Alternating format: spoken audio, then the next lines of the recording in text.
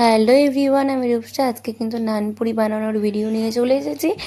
আর এই যে দেখো, এখানে নানপুরিটা তৈরি করার জন্য আগে ময়দা লাগবে। তো ময়দাটা পরিমাণ মতো নেওয়া হয়েছে, তার মধ্যে একটু নুন, চিনি আর ইস্ট দিয়ে ভালো করে মেখে নেওয়া হলো। আর তারপরে দেখো, এখানে গুঁড়ো দুধ দিয়ে একটু ভালো করে গুলে রেখেছিলাম। আর এই যে এখানে টক দই দিতে হবে, আর একটুখানি সাদা তেল দিয়ে একটু হাত দিয়ে ভালো করে মেখে নিতে হবে। আর তারপরে যে দুধটা যে গোলা ছিল, সেই দুধটা দিয়ে দিতে হবে। কিন্তু শুধু দুধ দিলে হবে না, তার মধ্যে একটু জলও দিতে হবে। তো জল দিয়ে আর দুধ দিয়ে ভালো করে মাখতে হবে যতক্ষণ না নরম হচ্ছে।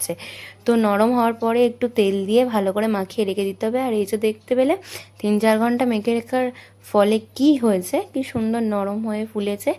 আর এই যে নানপুরিটা তেলে ফেলতেই কি সুন্দর হয়ে গেছে না। আর সত্যি কথা বলতে কি বলো তো, দেখতে যেরকম সুন্দর, খেতেও সেরকম সুন্দর হয়েছিল। কিন্তু তোমরা অবশ্যই একবার ট্রাই করে দেখো। আজকের মতো ভিডিওটা এই পর্যন্ত। টাটা, দেখা হবে অন্য কোনো ভিডিও।